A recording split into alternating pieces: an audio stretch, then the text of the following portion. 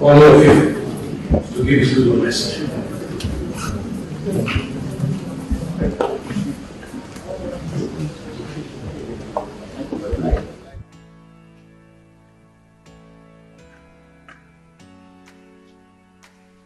We don't have any other place. The nation belongs to all of us. We're here talking. The organizer, Honorable Speaker, spoke first, welcomed all of us, followed by the Senate President. We all know their positions in this country. Senate President is, by virtue of counting this country, is the number 3 man in this country. The Speaker too, the number 4 man in this country. His Eminence spoke as well, and you can see the trajectory of everything that they are saying the same thing. The gatekeepers of their nation are here, service chiefs. And if you look at this all, on the average, the age of each and every one of us here is between the bracket of 50 and about 60, early 60s. And anybody can challenge me if I'm wrong. Our dear country that has brought all of us together here, the youngest serving governor is only 46 years old. And we all know the demography of this country. The demography of this country is above 50, all the way to age of dependency is less than 30%. But between the age of 18 to under 40, we have them in numbers of more than 70%. And we're talking about security here. Who are the active participants whenever we have breakdown of law and order? It is the average age of 18 to 39. And that's the truth. Are they ghosts? Are they invisible? The answer is no. They are human beings. Even our laws, our constitution, they will say at some point, very active civil servants will live on the average of 60 years old. Because they know why. Because they are getting tired. Maybe the judiciary extends till 70 years old. Some 65. They won't say 35 or 30 years, whichever comes earlier. We all know all these laws. But every time we're talking the talk, we're talking the talk. Number 2 man, number 3 man, number 4 man, they are all saying the same thing the way His Eminence said it. And the participants are not faceless. They are not ghosts. It is very idiotic and stupidity for us to be doing the same thing over and over and over again and expect a different result. We will continue to get the same result.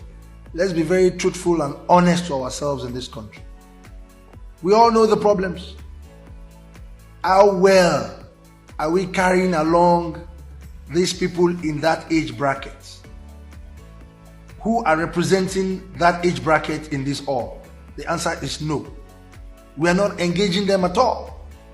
But whenever we want to go for political posts, appointments, we go back to them.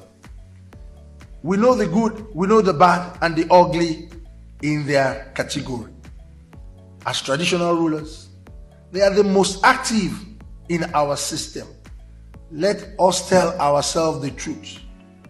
They are hungry and they are angry. I repeat, they are hungry and they are very angry. All of us that are here, I'll be very happy if anybody can raise up their hand and say, I can go to my area of constituents, my local governments, and I can stay there in peace for 1 week. Who can do it here? Including our gatekeepers. Who can do it here? Including the Senate President, including the Speaker. But you left the traditional rulers. You left district heads, the Baales, to continue to stay there. And you are saying all will be well in this country. We are the ones facing these youths. We know their problems. And we have been talking every time. You sit in beautiful offices and you all think all will be well. Let us be very truthful in this country. Look at this beautiful building.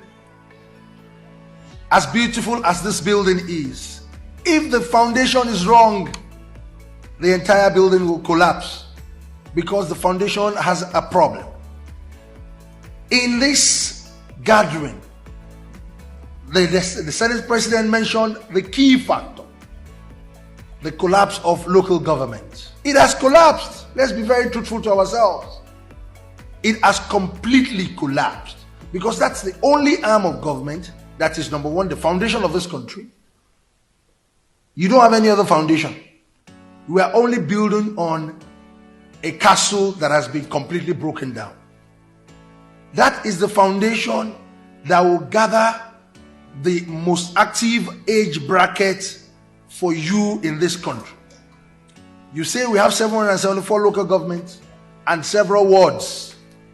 Where do we have the wards being put together? It's under the local government constituency.